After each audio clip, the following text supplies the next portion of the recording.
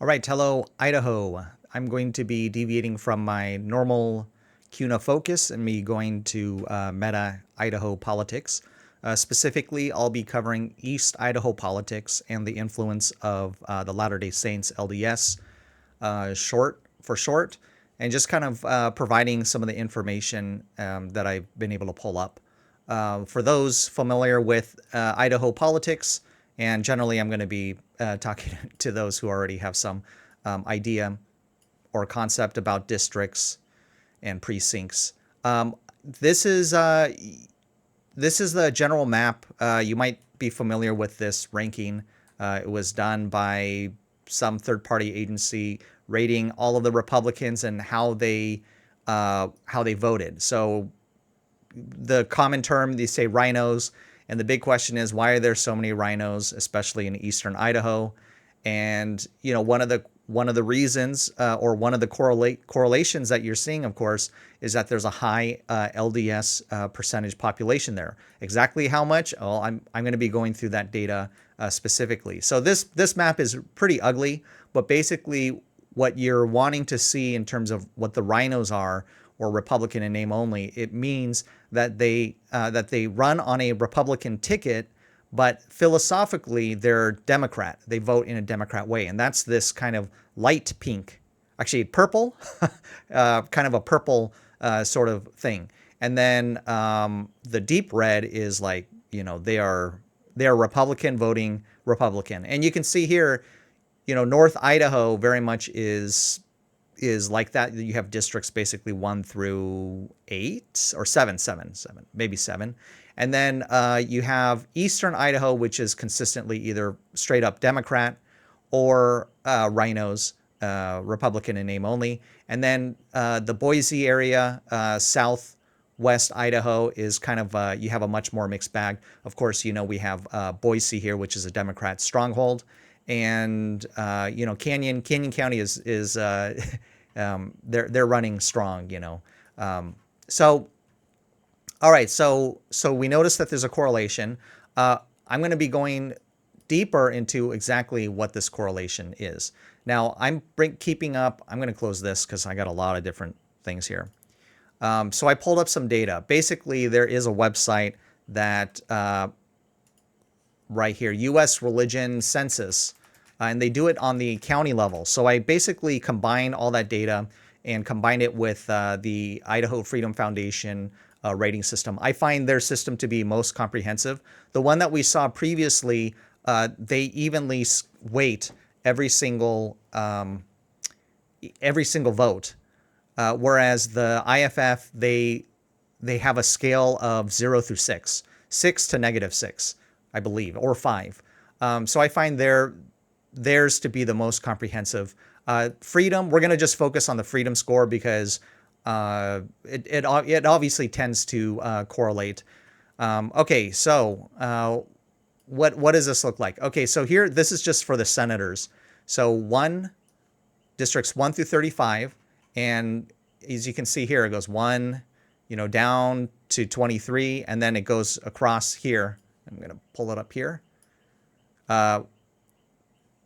Whoops, let's get that here. So it starts from 1 at the top, and then as you go south, the numbers get bigger. Ada County takes up quite a bit, and there's quite a bit of Democrats. I'm not even bothering with Democrats. And then you go 23 to 35 as you go to eastern Idaho. Okay, the numbers where it really starts, when you really start noticing a difference, is at 27. And so here I combine the data based off of the county, and there is some room for error because not every district has, falls specifically with counties, but I did the best I can, or I could. Here are the numbers that you're seeing. So as you go from North Idaho and you go south and then you head east, what you notice is once you start hitting 27, which is Cassia County, Cassia County, you start seeing, let me see if I can bring this in here. Cassia County, and then eastward, 27, 27, 28, 29, all the way up to 35, that's where you start seeing a very large LDS position. Now, just to make clear, as part of my research, this is not a bash on the LDS as a religion, because I'm going to be discussing as well about, actually there are some components within the religion that really almost glorify or provide divine inspiration to the Constitution beyond what even Protestants and Catholics would claim. So, but anyway, that's going to be a later discussion. I just wanted to throw that out there. Okay, so here, starting from 27, you have 40% LDS. Now, this is a percent compared to the entire population. So in District 27, it's 40%, which is the lowest, I believe, of all of them. And then it jumps up to, you're getting up to 85%, 50%, 66%, more than 50%. Basically, if you're not LDS, well, you got to get the LDS vote, basically, if you want to win in these districts. Okay, so you have that being very high LDS percentages. And so how does that look? So this is how I did a comparison. So I did a scatter graph. On the left side of the graph, and I'm going to have to pull this. There it is.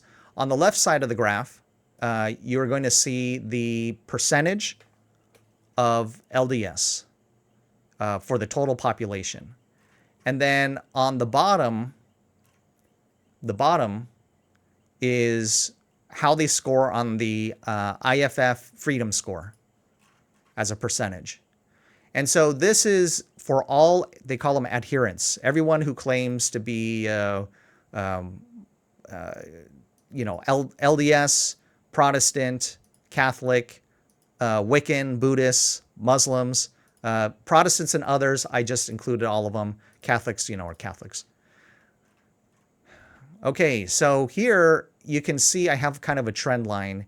It almost appears that the less the district has of religious adherents, the worse the score is. So there is a little bit of a negative line.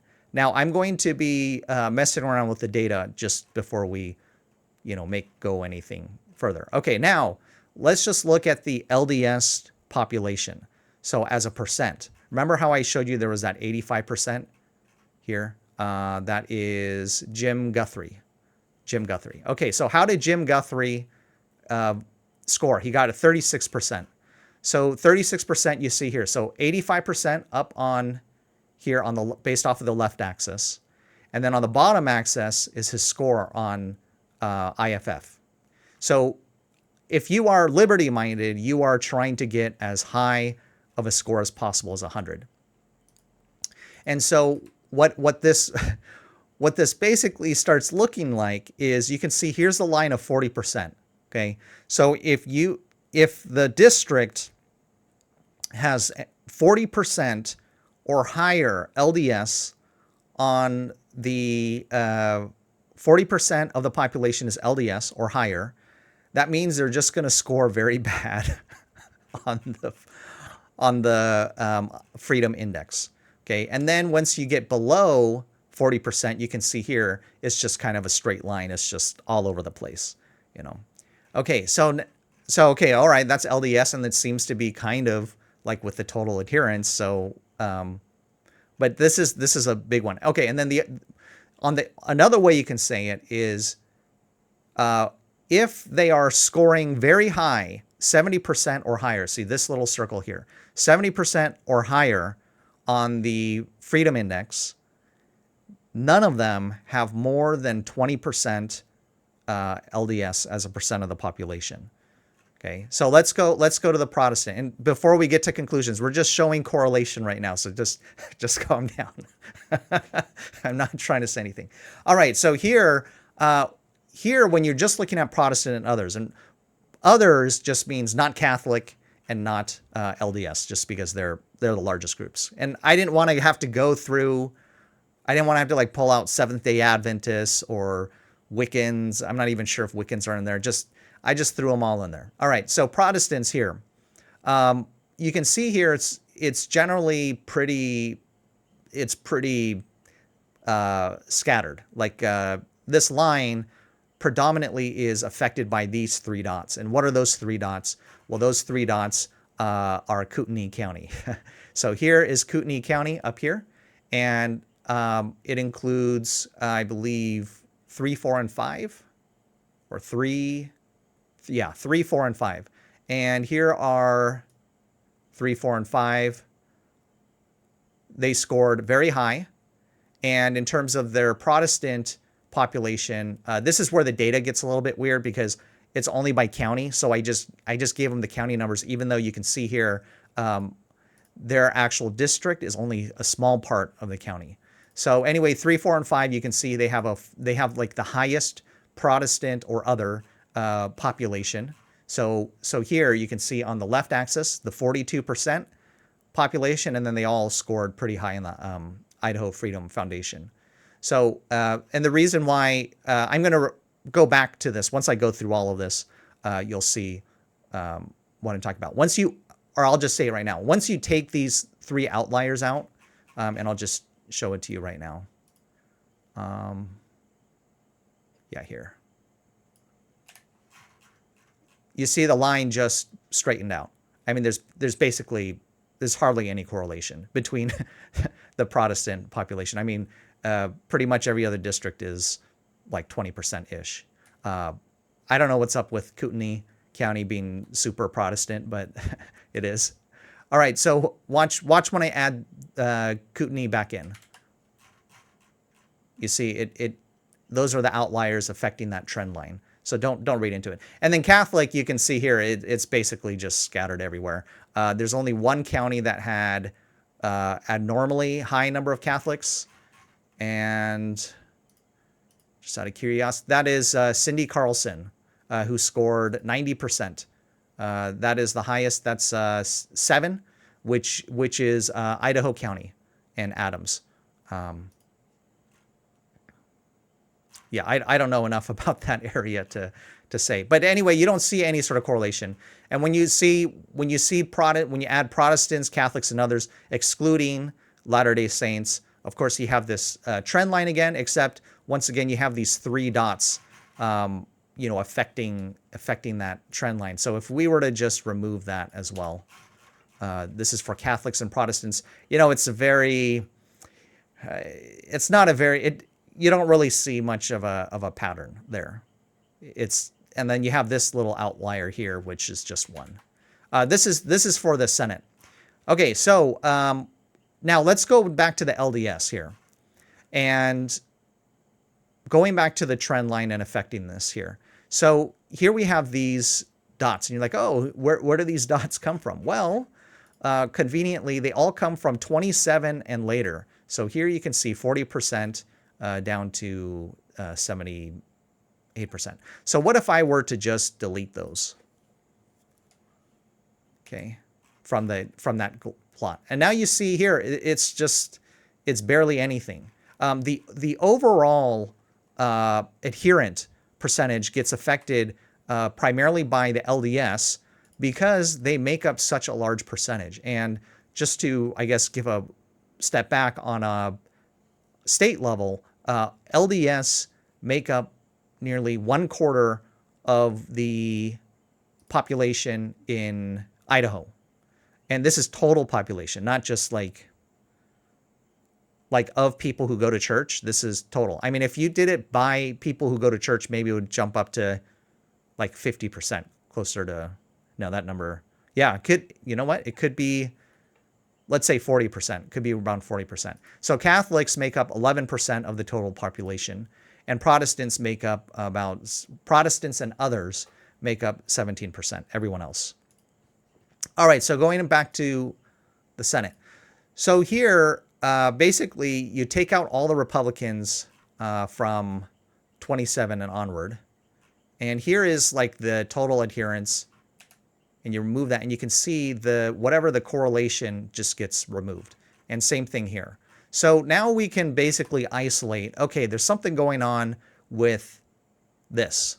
There is certainly a correlation going on between the IFF score and the percentage of population.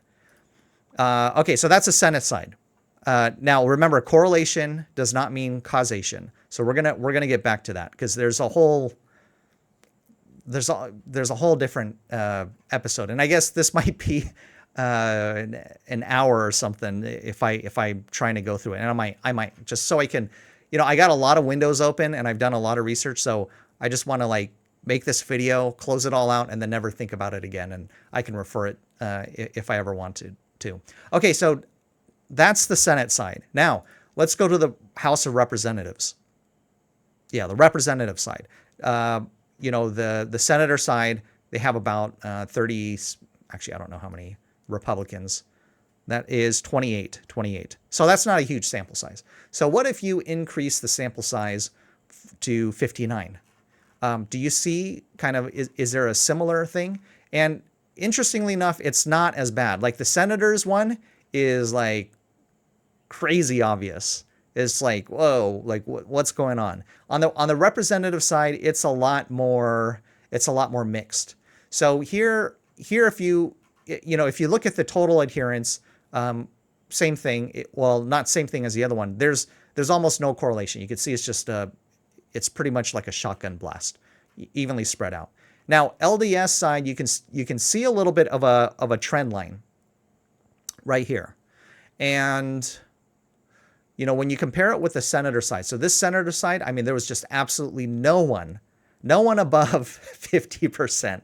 Okay, there's just, if they got 40% or higher LDS, there's no one higher than 50% in the IFF, in the Idaho Freedom Foundation score.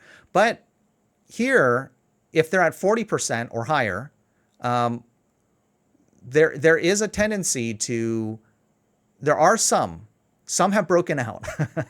Some have broken out to be higher than 50%. You don't have any like mega superstars that are in that kind of area. Now, I do preface that because, this is just for the most recent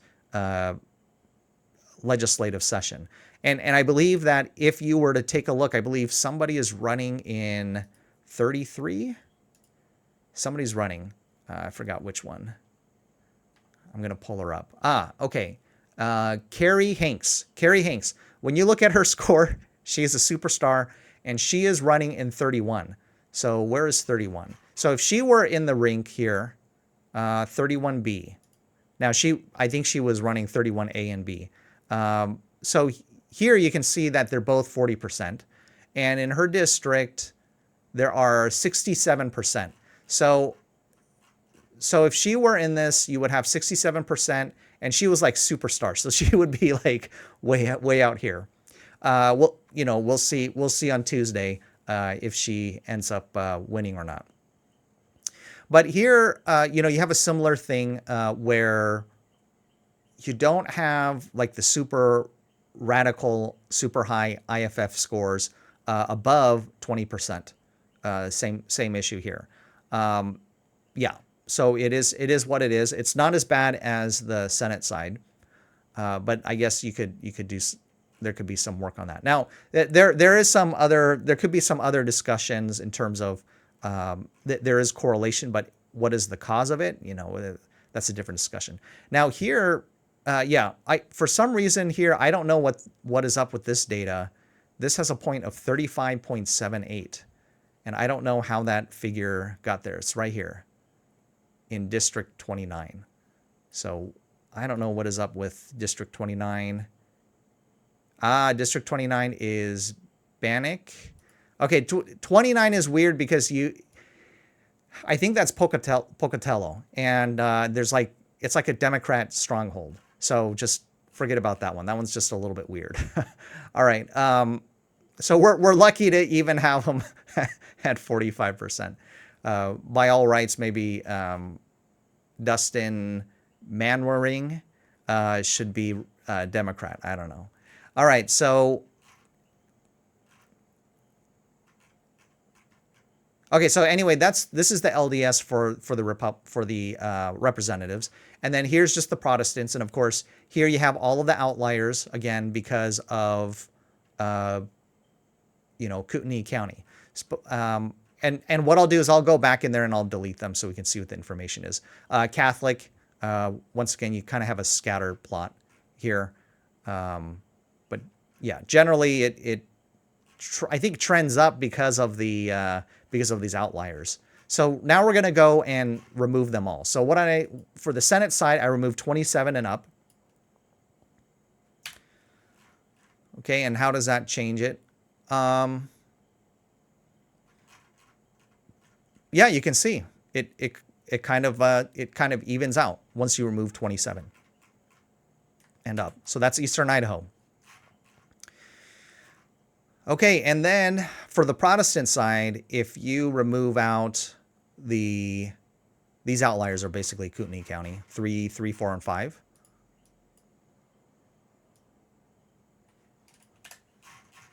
You're going to see the line definitely evens out.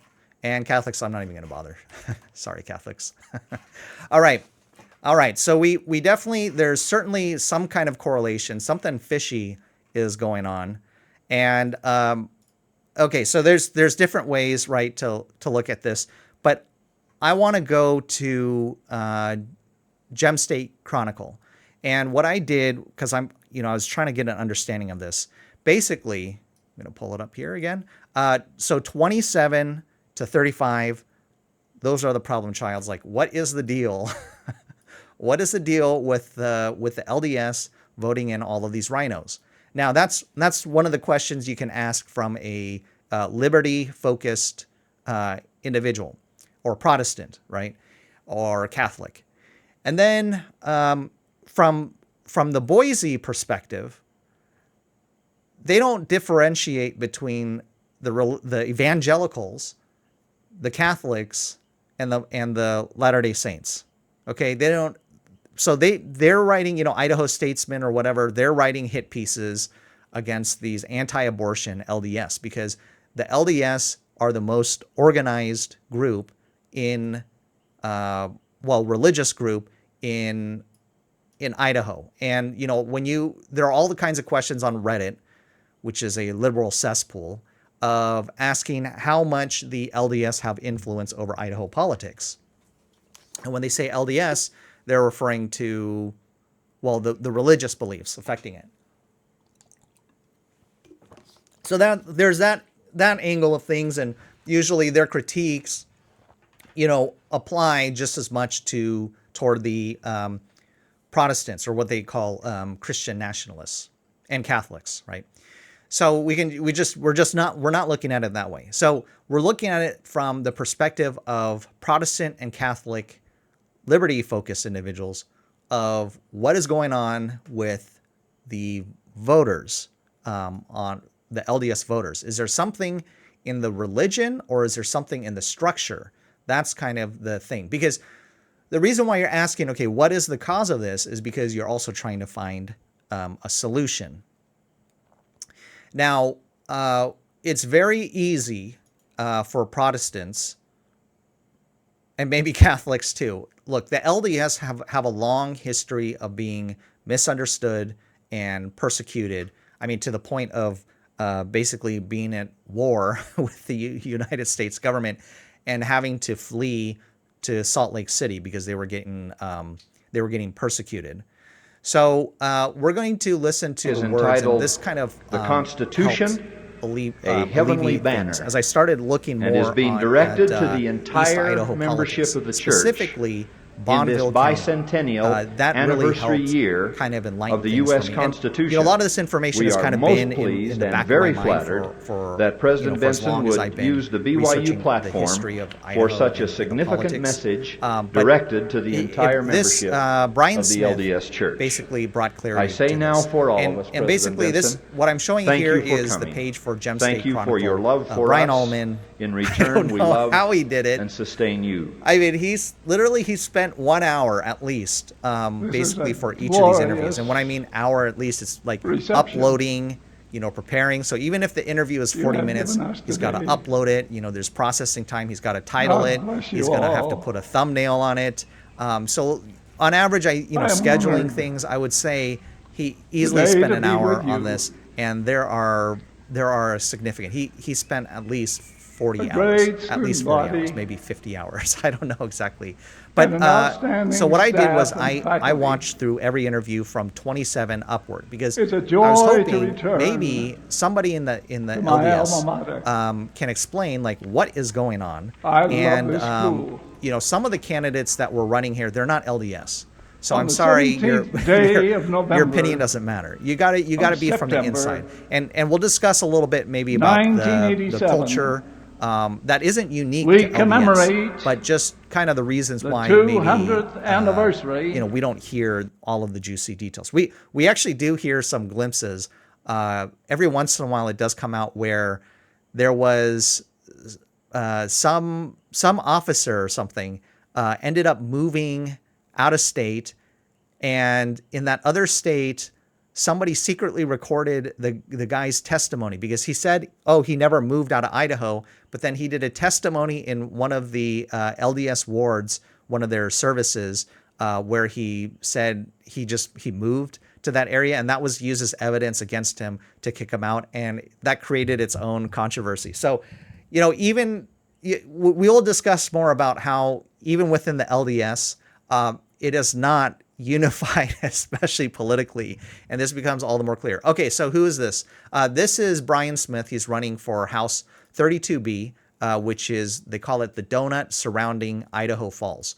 Now, he's been involved in the politics for a long time, at least a decade. And if you look him up, Bryan Smith and Doyle Beck, you will see these duo, you'll see them popping up, and they are quite vocal about their constitutional principles. And we're going to come back to this constitutional principle. So let's hear, why is it that the North Idaho Republicans and the East Idaho Republicans differ so much in voting? Fortunately, in Southeast Idaho, people vote based on who they like instead of the policies that they like. Unfortunately, in Southeast Idaho, people vote based on who they like instead of the policies that they like. And that comes through friendships, that comes from church gatherings, that comes from neighborhood gatherings. There are certain people that have lived in Idaho, Southeast Idaho for a long time, and they're influenced by their friends and who they like instead of the policies they like. But I believe that when people are informed of what the issues are, that they will make an informed choice. But it's very hard to break through relationships, especially close relationships that people have formed at church or other places in Southeast Idaho. And until that changes, I think we're going to continue to have a problem. Okay, so it's the friendships. And what do I mean by it's not the ideology? And there are some other interviews that I saw. Definitely, Carrie Hanks, definitely constitutionalist. I forgot. I'm not sure how you pronounce her name. Jilene Berger. So here is the Kootenai County who makes it up. Doyle Beck is right there. Jilene Berger. Sorry, I butchered your name. Doug Toomer. Probably Nick Kontos, from what I've heard from him. I mean, they were getting sued by Tom Luna previously for daring to recommend, I believe, specific candidates that fit the Republican platform, and they sued. And I believe the suit ended up getting dropped because I believe Dorothy Moon got elected. So there is a long history of conflict or infighting within Bonneville County. And so let's go to the statistics of that particular county. And that was 32B. So Kevin Cook, who scored 36.4 and on spending 4.8%. That might be the no. Okay, I'm sorry. Julie Van Orden did even worse. So this concept, okay, and in terms of LDS population is 52, more than half. So it's not the ideology, and especially when you start understanding the ideology some more, you will understand that it's not really the ideology. And I started looking at it some more, and what Bryan was talking about are these long-standing relationships. You know, when you hear this fourth generation, you know, Idahoan, or think about this for a second, right? Who are they signaling to? Like, you know, you have like Brian Allman or me. Like, I don't care. You know, for somebody who just moved into Idaho, they don't care if you're a fifth generation Idahoan. They're not going to vote. They're not going to vote for you whether you're a fifth generation Idahoan or you're a newcomer just like them. And when you're looking at Idaho's population growth here, you can see Ada County, it's 26.1%. I don't see the numbers specifically, but you can see certain populations have grown quite a bit. CUNA, you know, has grown quite a bit. Especially with COVID. This is just till 2020. I'm not sure if this includes COVID. It's probably even more. I don't know how many non-LDS ended up moving out into Bonneville County, but you know, that's definitely going to be influencing or changing the politics, because you have all of these outsiders coming to Idaho as economic refugees or political refugees from their, you know, hellholes, their liberal hellholes. And that's going to be, you know, another thing that I will be talking about regarding perhaps what is kind of the complacency of the electorate. So it's not, as Bryan was saying, it's not the policy that the LDS are voting for, but it is the likability, right? How much, it's like a popularity contest. You know, we're back in high school again, and you're voting for ASB president or something. So whatever it's called where you're at. Okay, Jailene Berger, I brought her up because in her interview, she referenced some author about the 5,000 year cycle, or about the inspiration, I think, of the Constitution or something like that. But the thing is, that author is LDS. And the other person, which is within LDS history, is you have here Ezra Taft Benson, which within the church, I believe he's called prophet. And I think technically it's president. And when you read his stuff, I mean, he basically puts a divine level to the Constitution. He probably won't say it's equal to, you know, the Book of Mormon or their other sacred texts, but it's pretty high up there.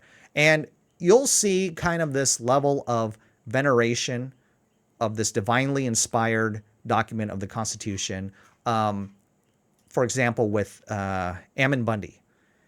And it's kind of like when you know, with sometimes with the Protestants, right? What you see this, they believe sola scriptura, or that just merely reading the words from the Bible, which is why you have some people, you know, on the side of the street with just the Bible verses, because they believe so strongly, kind of like this fetishization of the Bible, that it has this innate, power. Whereas, you don't see that so much with the Catholic and Orthodox doing that. They might do. I mean, I take that back. You might have some examples of that, but generally speaking, the Protestants hold the Bible as inerrant, the Word of God. Some even say, I mean, there's different descriptions. I don't want to go off on that, but the level of veneration that Ezra Taft Benson had for the Constitution goes beyond what even Protestants and Catholics would claim of the Constitution. I mean, maybe there are some Protestants that would do it, or evangelicals, but not to this level. And to understand that, the prophets in the LDS, their I guess closest equivalent could be like the Pope. And when he's making these proclamations, I'm not sure if this is necessarily binding, but it is authoritative to a degree. Now, keep in mind, this was a speech back in 1986. Okay, so some in the LDS refer to this. The other thing as well is there is a connection with the John Birch Society. Now, I don't know much about the John Birch Society, but I know it's referred to commonly by those in the moderate or mainstream Republican to point out extremists. But basically, the intention is to demonstrate that within LDS theology and within their history of theology, and one of their top dogs, right, their equivalent of a pope, spoke at a level of the Constitution even higher than any Protestants or Catholics have. So there isn't something ingrained within LDS theology that makes people that makes Utah or Eastern Idaho so bleh, right? So RINO, so moderate. Okay, there's something else at play, and that's what Bryan Smith was talking about, and that's kind of like what helped me talk or think about this concept. Okay, it's about relationships. It's about this popularity contest. And then I started thinking about also the reality of living in essentially what you would call a high trust, monogamous. Just they're all white, like white LDS. Okay, when you go out there, you all see white LDS, and it just creates a different kind of environment. So I'm going to be showing here. Let me show you kind of, what you have here on a much wider scale. So first, I'm going to go talk about the structure that may be contributing to this relational focus, and then also be talking about maybe the 3 counties fighting. Okay, yeah. Okay. All right, so let's just go with the structure for now. I had some notes, so I'm going to just mark that off really quick so I don't talk about that. So arguably, LDS theology arguably could be more constitutionalist definitely than evangelicals, definitely than Protestants. I don't know about Catholics. Yeah, Catholics is a weird one. I mean, that has a long history, especially even going all the way back to JFK. So,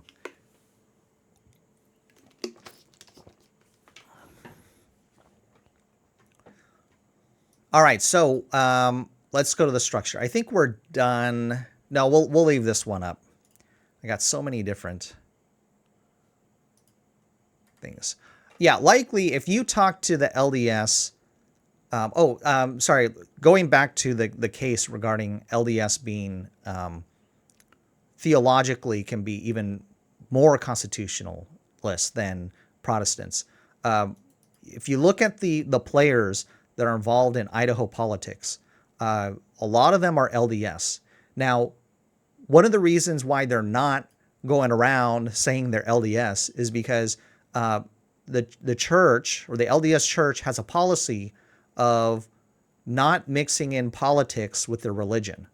And that's why you don't hear them talking about the prophet Ezra Taft Benson, because if they could, they probably would, refer to him as an authority figure. Instead, they, like Ammon Bundy would refer to the Constitution as though it is a divine document, and he talks about like oaths and holding up your oaths, and they're breaking their oaths. You uphold your oath to the U.S. Constitution, and if you listen to it closely with his words, it's almost as though you put an oath to the Bible. I mean, that's how serious it is, versus most people, they're just like, it's just a piece of document, right? It's just a piece of paper, whatever. It's changed. Who cares? It's a living document. It's not a inerrant, scripture. Whereas for Ammon Bundy, he would say, no, it is inerrant, and we need to go back to the original Constitution because it's a divinely inspired, quasi-religious document. Okay, so they're not, the LDS in Idaho, they're not going to be quoting Ezra Taft Benson to Protestants or to non-believers. I'm not sure what they call non-LDS, but non-LDS, they're not going to go, because the term is they do not want to provide a bad witness to the gospel. And as you know, the LDS put a very strong emphasis on their mission work in terms of spreading the gospel and the good news. And so mixing in politics, quoting Ezra Taft Benson as the basis of their politics will hurt the gospel. And so as a general rule, they're just not going to mention it, even though privately they will. And, sometimes, so that is kind of why you're not really hearing it. But, quietly, certainly they may have that personal belief, which is why, which may be, one of the reasons why they're so adamantly, toward the Constitution. Now, there are some, like Bryan and I would say me, like I would be, though I don't have that divinely inspired thing, I would just say, on the scheme of things, let's go more toward the Constitution and smaller government, but I come from more of a anarcho-capitalist point of view, or limited government, kind of more of a libertarian sort of streak on that. And even this term, libertarian is used as a bad word by gentlemen in East Idaho like Frank VanderSloot.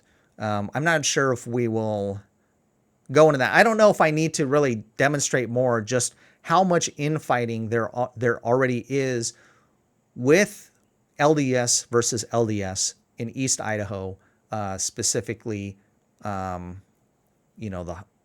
main one being, Bonneville County being the prime example, probably the center of the battle in East Idaho. So I think I hopefully got that point across. Okay, so let's just go with the structure. All right, so what is up with the LDS structure? And this is what, I was raised basically my probably the bishop, I was raised, I wouldn't say directly raised, but I spent so much time there. They had more influence over me than my own parents. I think for sure, which is why I have so many kids. I come from Seattle, liberal cesspool, and Koreans, which don't believe in huge families. And I got 5 kids, right? So far. But yeah, they definitely influenced me to.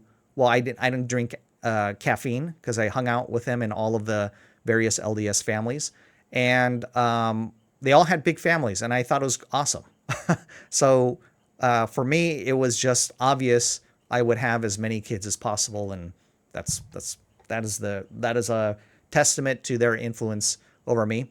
But anyway, let's go to the ward bishops or bishoprics. I'm not sure how you pronounce that. Let me see if I can find this. Okay, so what is a ward? There's a new policy that has just been created as of November 30th.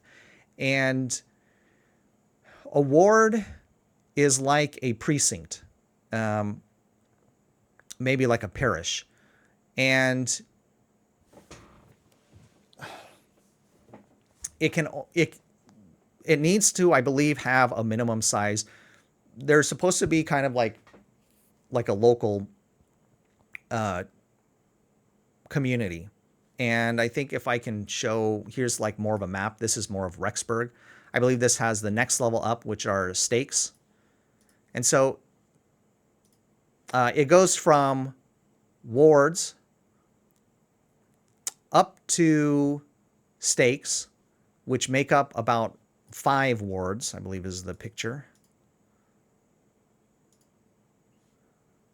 Yeah, number of wards, a minimum of 5, but it can be more before they start splitting off the stakes.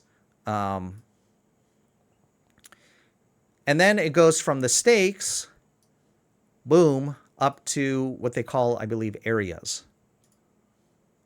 Area, yeah. And then from the area, it goes up here, which is kind of irrelevant. But when I was talking earlier about Ezra Taft Benson, he's like at the top. He was at the top.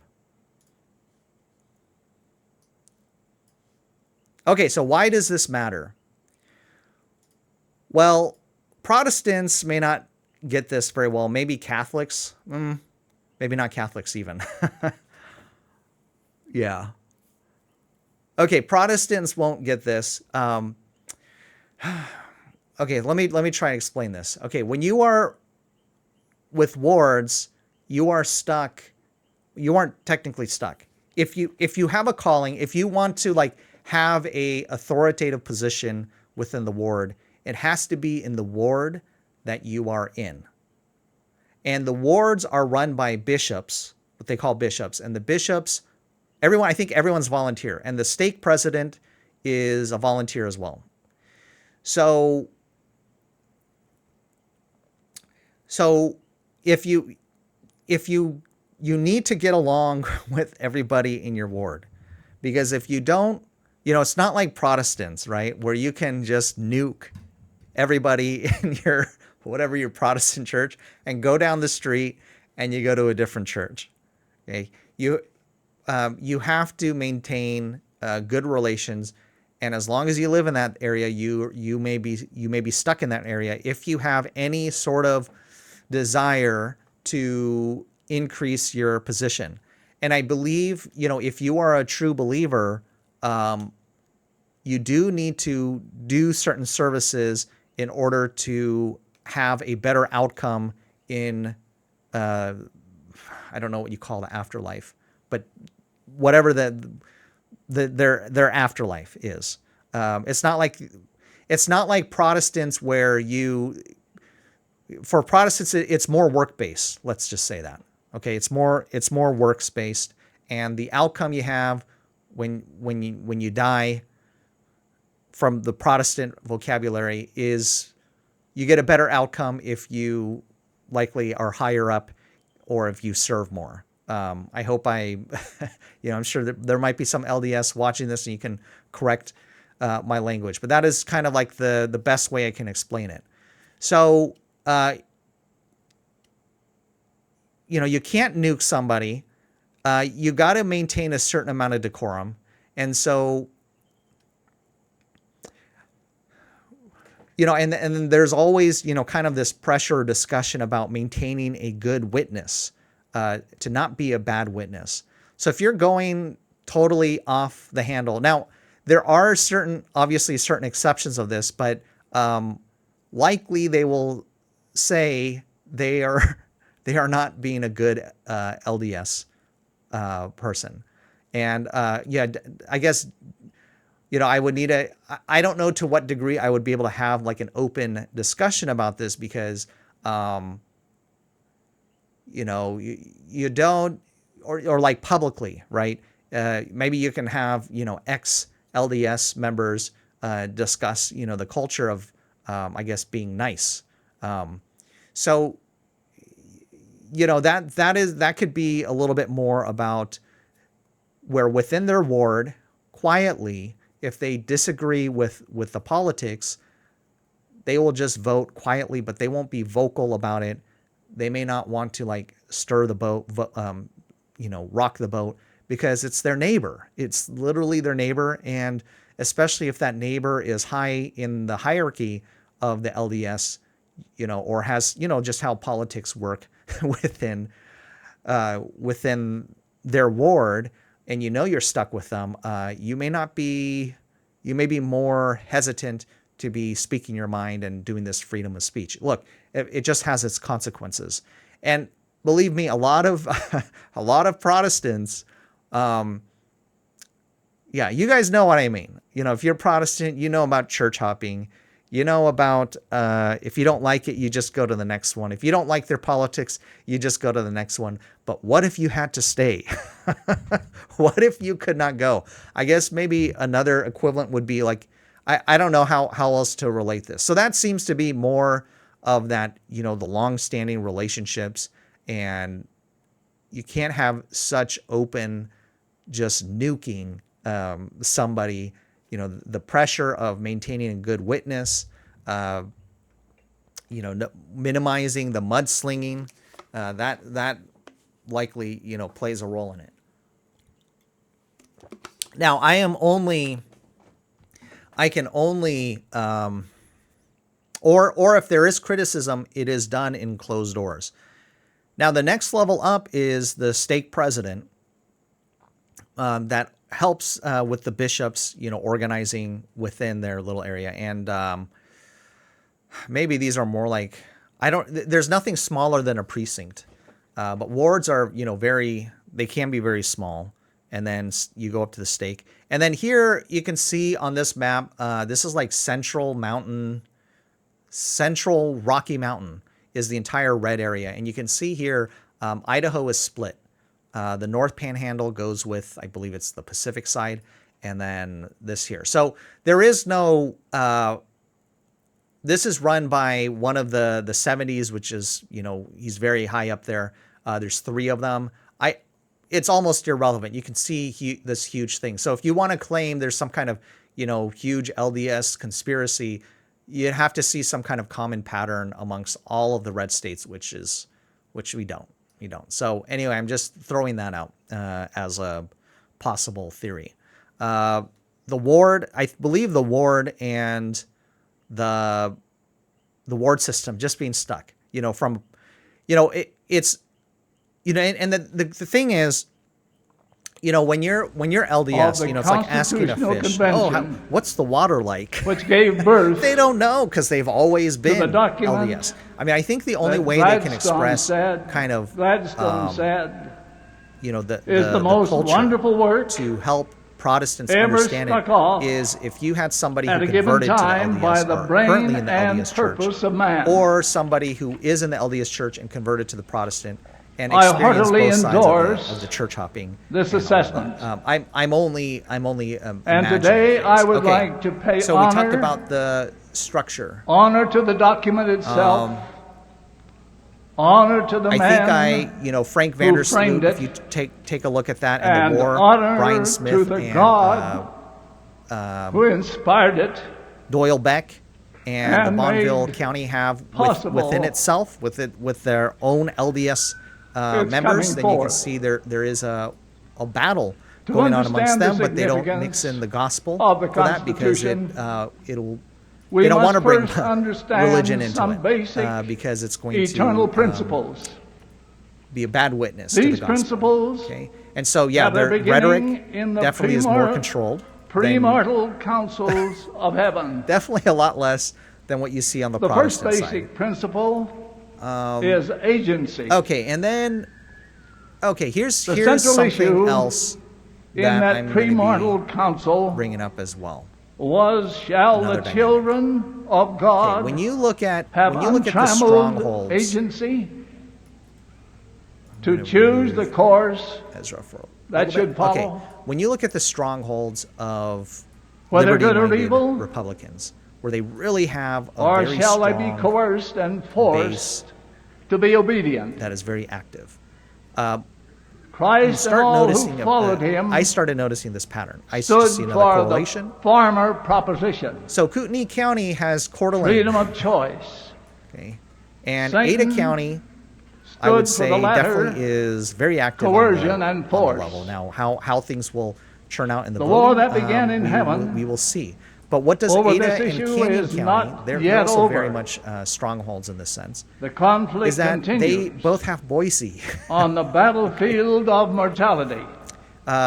So your enemy is next door. And one of And there's a sense Lucifer's of urgency. primary strategies has been to Goodness, how long is this restrict going on? 5 minutes. Sorry about that. I'm not remaking the video.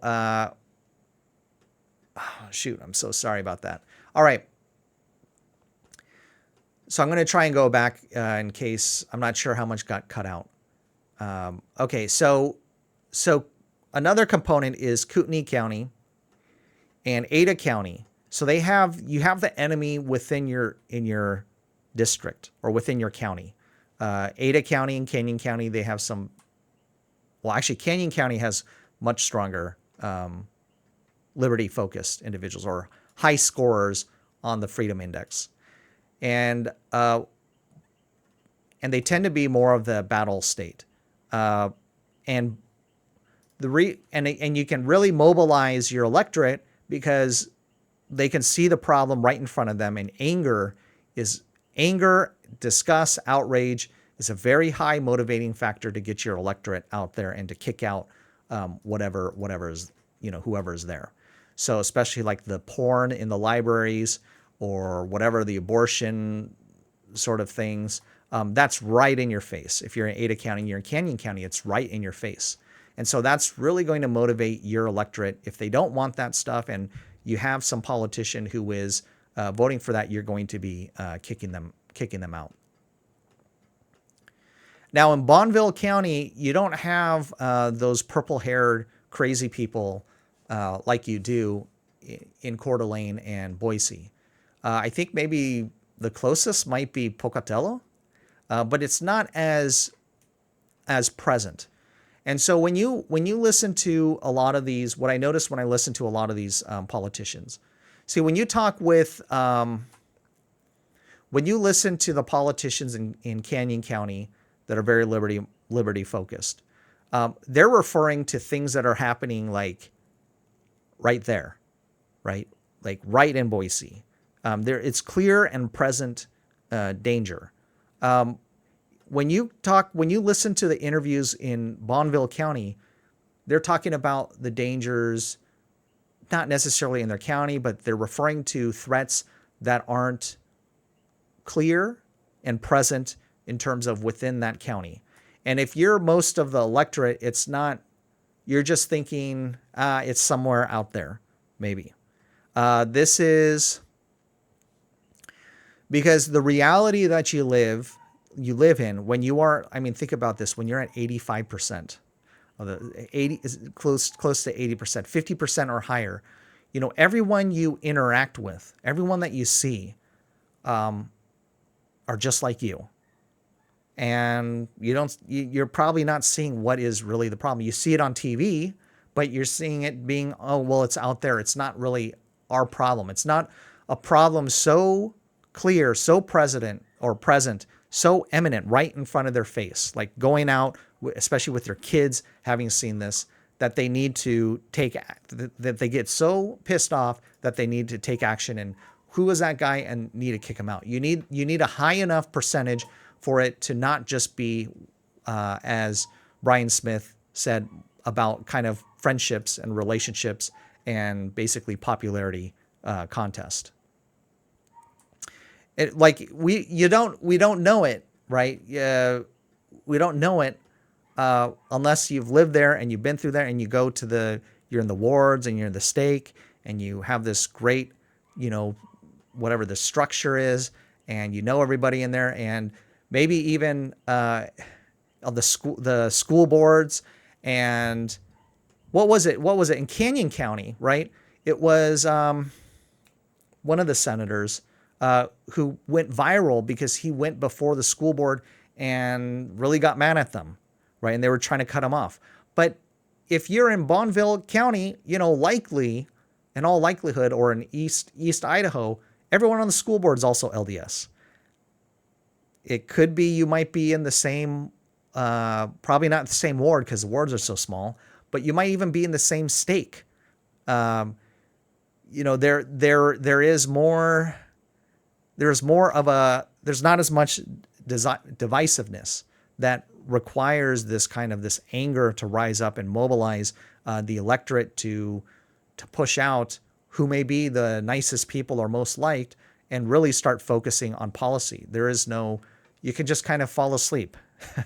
There's nothing there to what you commonly hear. Wake up, sheeple. Another example is maybe the immigration problem, right? It's not so clear and present in Idaho as it might be if you were on the southern border, right? And so if you're on the southern border, you're physically seeing all of the people running over the border and your land is getting overrun. Yeah, you're going to be fired up and you are going to be booting out the politicians. Regarding the child porn in the libraries, maybe it's just not that big of a deal because all of the library trustees are all LDS, and those kinds of, and all of the people in the community, nobody's donating those books. The librarians, they all might be LDS as well. They're not necessarily buying those kinds of books or choosing to buy those books. I'm not sure how those books even end up in the library. Somebody is choosing them. I'm not sure if it's probably the librarian. I don't know who actually chooses the books to buy them. So these are likely not clear and present issues in East Idaho, where they have such a high population, as you have it in Ada County, in Canyon County, and in Kootenai County. And those are clear and present dangers. And the other component too, another factor is outsiders moving in from California and Washington. Actually, I believe Republicans,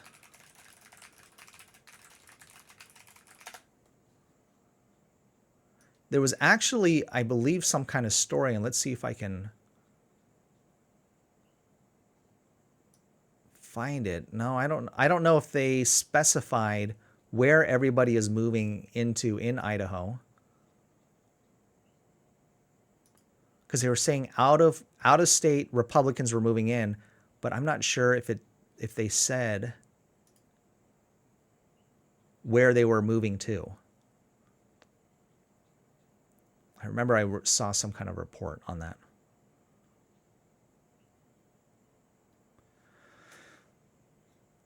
Okay, so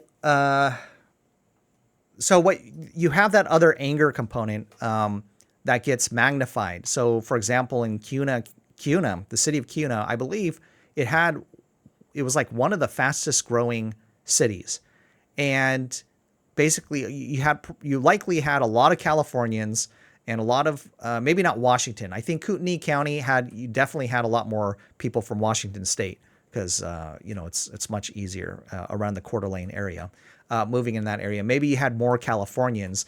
Definitely there was discussion about Eagle. A lot of the retirees from California moving up to Eagle. There was a story on that. But City of Kuna. I'm not sure about Canyon County. But if you're having a lot more of these Protestant or evangelical Christians from California, political refugees moving in, they're pissed, and they don't want Idaho churning into, they're politically active. They want to get active because for them, it is a clear and present danger because they just had to spend the thousands of dollars, uproot themselves from their family, and they're pissed. They're pissed about it.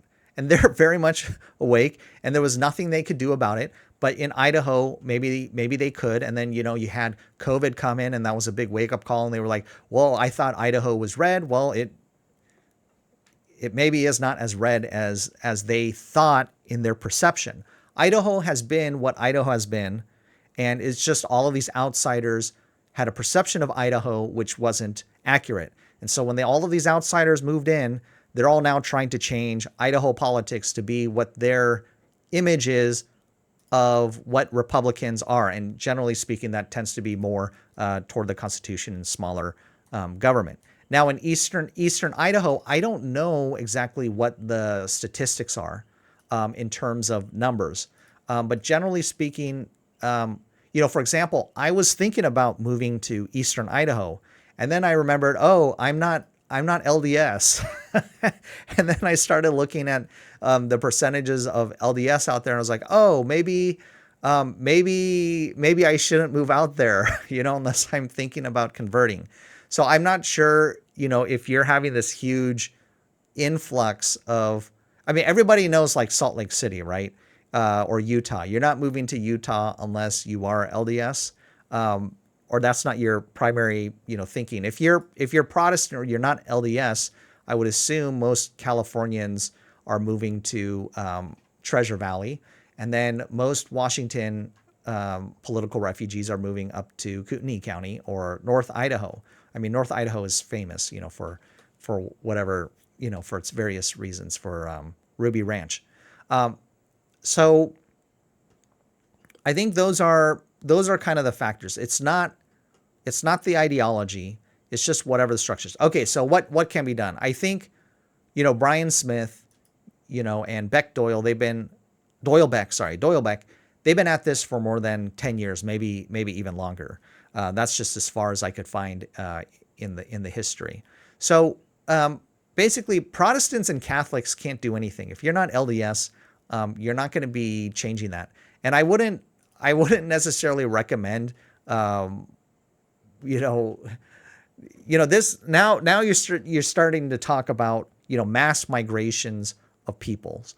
And if you're familiar with Martin Van Creveld, migration is war or is an invasion, or diversity plus proximity equals war. And so there will be conflicts, and that's what we are kind of seeing already, that there are conflicts. And what do they say? What Biden has slipped about the true reason for the open borders and allowing all of the migrants come into the U.S., illegal immigrants, and it's because he's trying to create a voter base.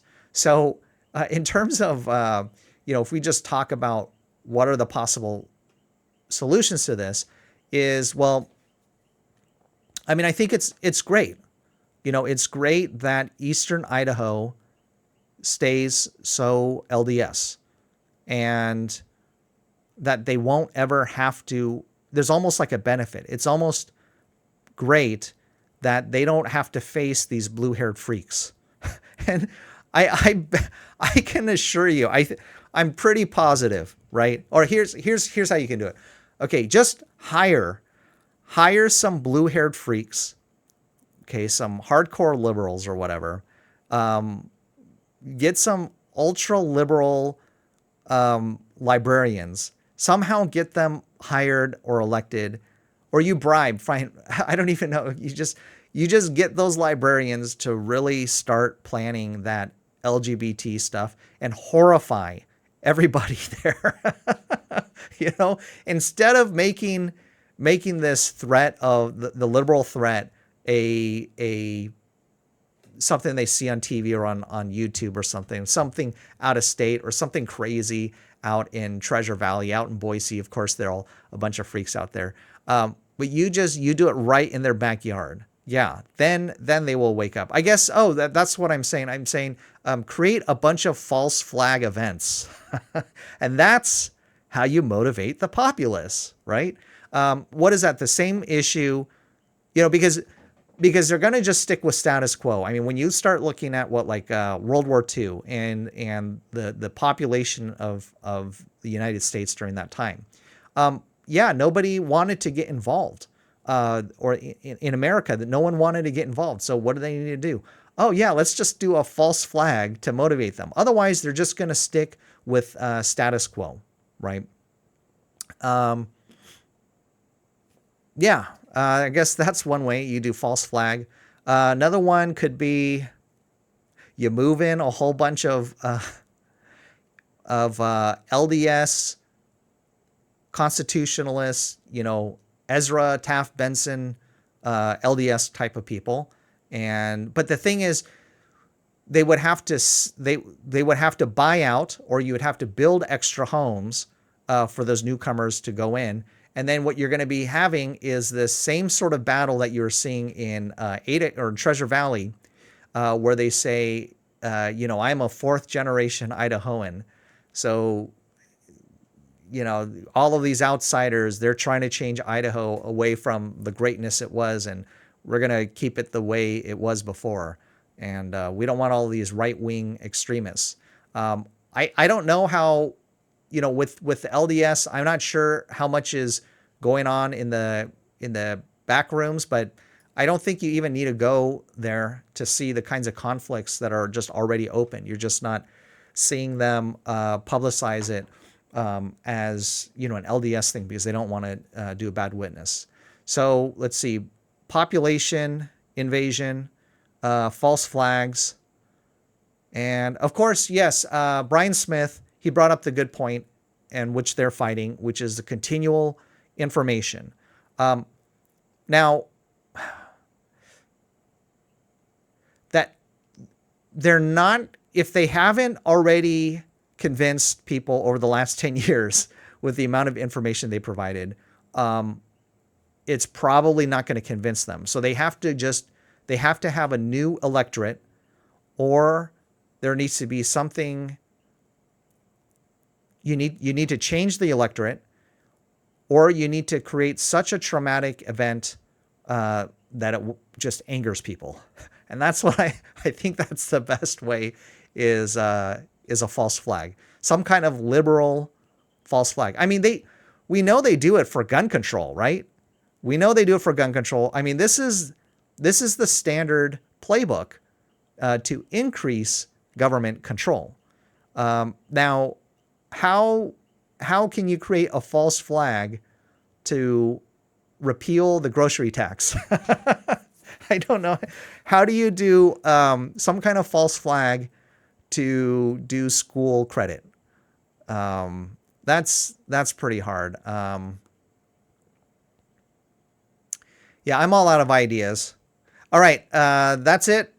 I am done on this topic, and I'm sure if I put anything wrong, anyone in the LDS point out anything I said wrong, go ahead and put it in the comments. Denounce me publicly. That's fine. If you have other strategies, because I think, this is the other thing as well. If there was some kind of easy strategy, don't you think they would have already done it?